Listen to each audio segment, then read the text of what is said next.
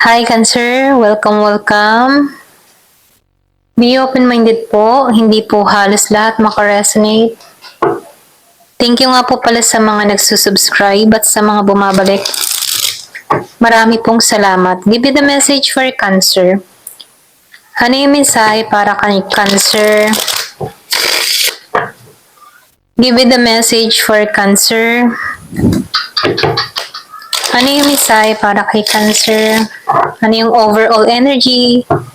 Pwedeng makita yung past, present, at yung magaganap So, be open-minded po. Hindi halos lahat makaresonate. Thank you nga po pala sa mga nagsusubscribe. Start na tayo.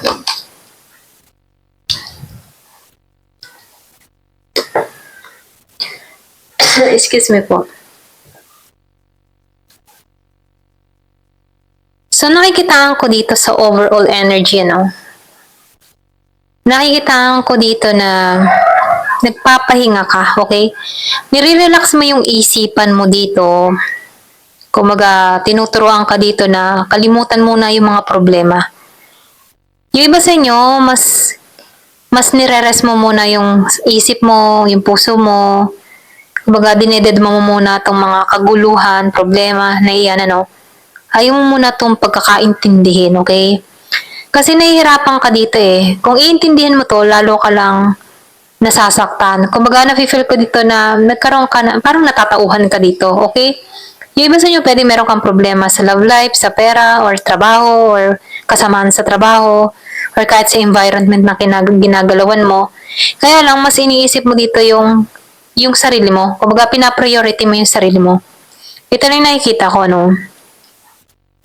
Yung iba sa inyo, nakikitaan ko rin dito, meron kang tao dito na nambabaliwala sa'yo, kahit nasasaktan ka dito, hindi ka nito sinusuyo, hindi ka nito pinapansin, hindi nito nagme-message sa'yo, okay?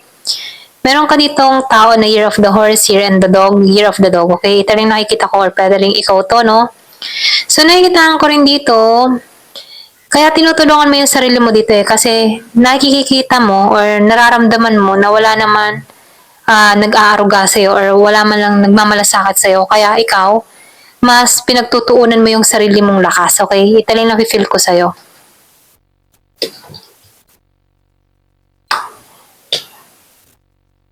So, nasaktan ka nga, ito lang nakikita ko, So, yung iba sa inyo, nakikitaan ko dito, kahit nasasaktan ka, matatag ka. Ganun. Hindi mo pinakikita sa iba na nahihirapan ka sa sitwasyon mo. Kita ng ibang tao na matapang ka, malakas ang loob mo. Yung iba sa inyo, kahit maganda yung finance mo, Yung iba, hindi halos lahat, Kahit maganda yung katayuan mo sa buhay, yung iba, self-employed, okay, may business, or pwede rin sabihin, kumikita ka.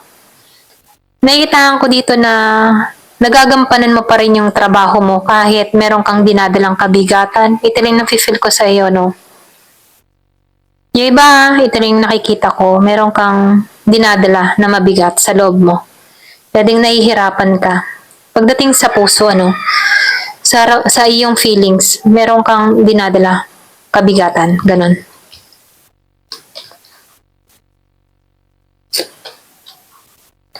So, nakikitaan ko rin dito, alam mo yun, yung bang tipo na, alam mo sa sarili mo yung responsibilidad mo, sa family, sa kasintahan mo, okay, sa trabaho, alam mo yung responsibilidad mo.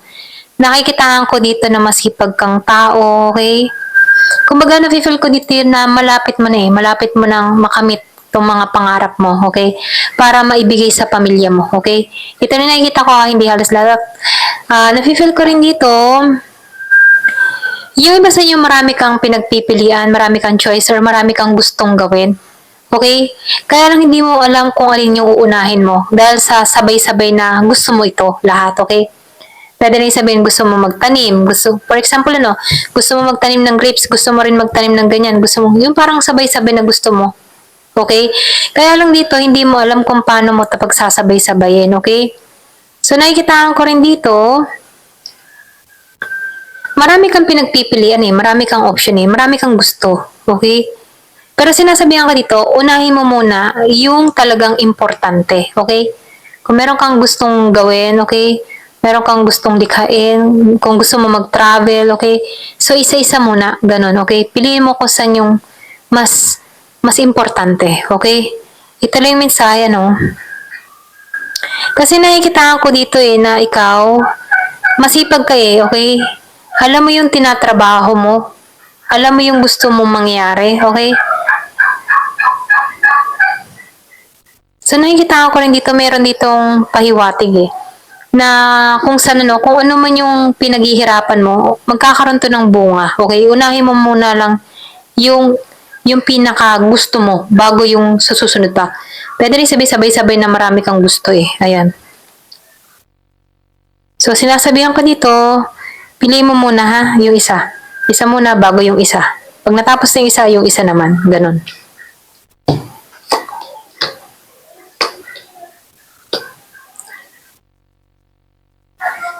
So, nakikitaan ko dito, yung iba naman sa inyo, pagod ka na Ito lang nakikita ko. Pagod ka na sa kaiintay, kung kailan ba ang pagbabago, ganun. Ganun nakikita ko sa'yo. Hindi halos lahat sa part na to. Merong napapagod na walang ipon, or pwede rin sabihin yung ipon, nakukuha pa. Baga, meron kang mga napupundar, na ibebenta mo pa, or pwede rin kung may mga alas ka na isasanla mo pa. Kung meron kang ipon, nakukuha mo pa, ganun. So, nakikita ko dito na pwedeng ikaw lamang yung tumutustos, okay? Nasa iyo yung responsibility, kaya ka nahihirapan dito. Ito na yung nakikita ko,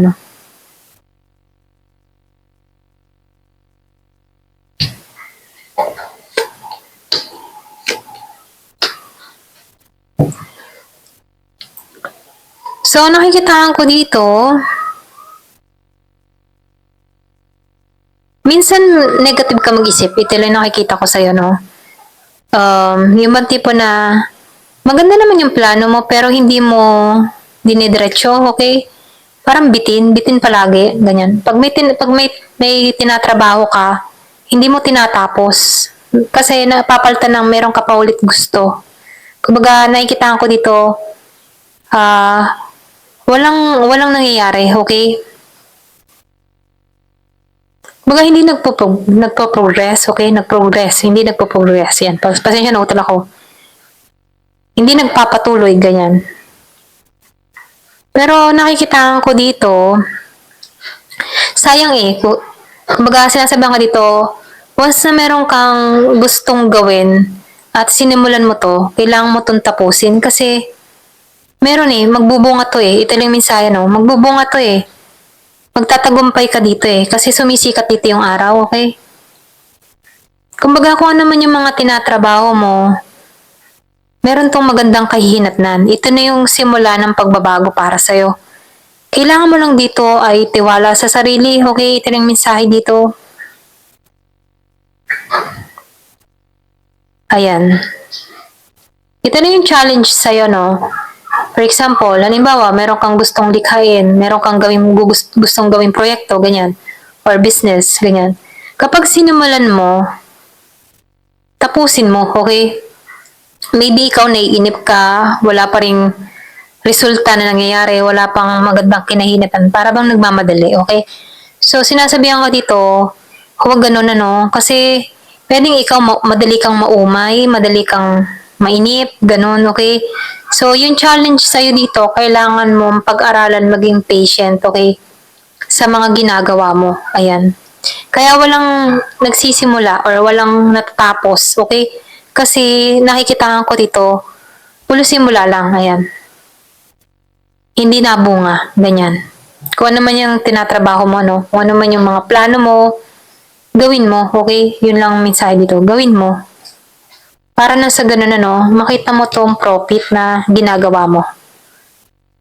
Ayan. Kung may plano ka, gawin mo. Ayan. Pwede rin sabihin kaya hindi mo rin to magawa dahil nasi-short ka sa budget, hindi mo alam kung paano. Ayan. Meron kang mga gustong gawin pero feeling stuck ka dito okay? Pwedeng meron kang mga iniisip dito, paano ko gagawin, okay? Pwedeng marami kang responsibilidad, kanyan. Kahit gusto mong gawin yung isang bagay, pangarap mo, ganyan, hindi mo magawa kasi kailangan mo munang unahin yung mga ibang bagay para sa pamilya. Ito lang yung nakikita ko. So, Ace of Cups reverse, in the Hanged upright. Kumbaga nakikitaan ko dito na naka-stuck ka sa isang sitwasyon. Yung iba sa inyo hindi ka sinusuportahan or walang sumusuporta sa'yo. Wala kang katuwang, wala kang katulong, ganun. Okay? Parang inako mo lahat, kaya stuck ka dito. Hindi mo alam kung paano ba magsisimula. Ganun.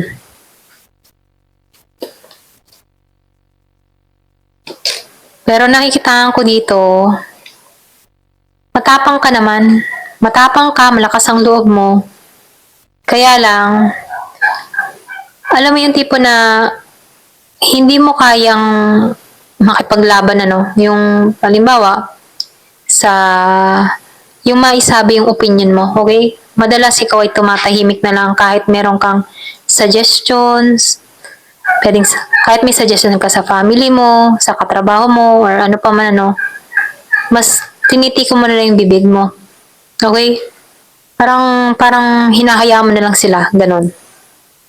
So, halimbawa, may problema, alam mo yung sagot sa problema na yon, mas tumitikom ka na lang, hindi mo i-share, okay?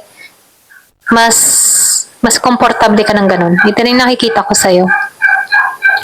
So, nakikita ko dito, mas gusto mong kumilos na mag-isa or yung bang magtrabaho na mag-isa, hindi, ayaw mo ng grupo, ganun. Yung iba sa'yo, mas nakakagawa ka ng, yung, kumbaga, nakakalikha ka ng maganda kapag nag-iisa ka, ganun. Okay? Mas nailalabas mo yung talento mo. Okay? Kasi pag sa grupo, meron nang bamando sa'yo, meron nagsasabi ng mali, mga ganun, no? Kaya mas malakas ang loob mo kapag gumagawa ka mag-isa. Okay? Ito lang nakikita ko sa'yo, no?